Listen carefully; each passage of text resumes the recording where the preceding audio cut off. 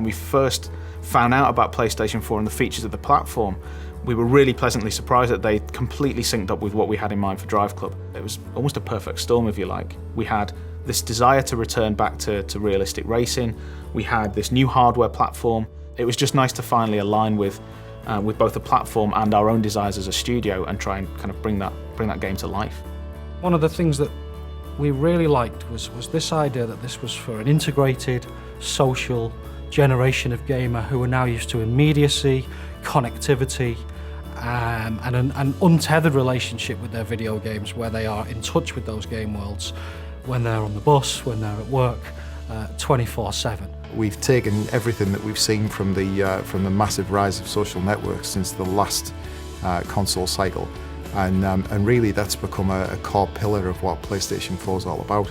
So, you know, DriveClub really works on that level better than anything else you've ever played. We wanted to create a community, a genuine, living, breathing community. So when it came to looking at how we tackle that from a DriveClub perspective, you know, what did community mean to us? It meant that you had to have the ability for players to race both competitively but also collaboratively. And if they're going to collaborate, they've got to be together in a club. You know, they have to be a team of racers. Within DriveClub, there will be a range of social connections. So you'll immediately be able to see all of your PlayStation Network friends, but then you'll also be able to see all your friends and their connections within inside the game. So you'll be able to see how your friends are connected to other people. But we'll essentially make it very easy using the social connection feature to be able to find the perfect club for yourself.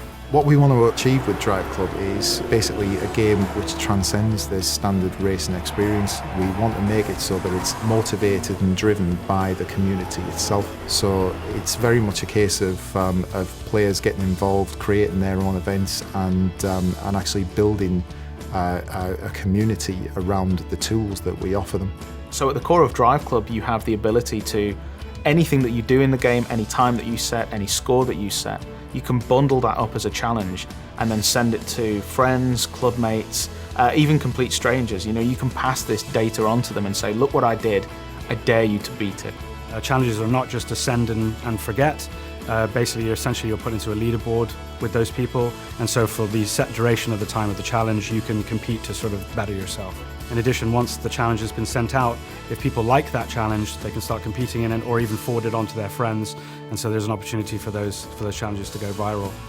One of the key ways the PlayStation 4 really enhances the multiplayer experience in DriveClub is the fact that every single section of every one of our tracks, our real-world kind of breathtaking, beautiful vistas, has data that can be turned into challenges for the best times, the best drift settings, the best 0 to 60 records on every straight, on every bend, on every turn, every piece of camber, every surface type has data that can be turned into challenges which can then be sent to others. That's only achievable on this console with this brilliant new emphasis on connected gameplay.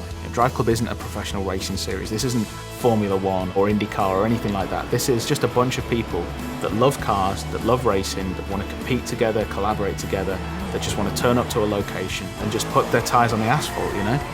We want to make sure that, you know, irrespective of your level of skill, whether you're a hardcore racer or just casual racer, that you can pick up and play. But it has those layers of depth inside there. So if you are a skilled player, you can shave off those tenths of a seconds per lap. But if you are a casual player, you can pick it up and play and still post a good lap time. We want people to be able to pick up the car and go, this is fun, I can tell the difference between that car and get around this corner, look at me drift, isn't it brilliant? You know, we've just expanded the model to the point where it's easy access, but difficult to master. It's very much a case of everything that we do in this game is going to make the player feel cool. We want to actually make people understand the fact that this isn't a hardcore racer. It's not a simulation in any way, shape or form. It's about having fun in cars on very fast roads. And of course, you know, being able to actually send out that information by cool videos, screenshots, and even sharing it to things like Ustream and the like is absolutely integral to that. You know, we want people to be viewing the information that we're sending out from every single player so that they understand that this is a broad community and absolutely the best racing experience that they're going to have on the next generation console.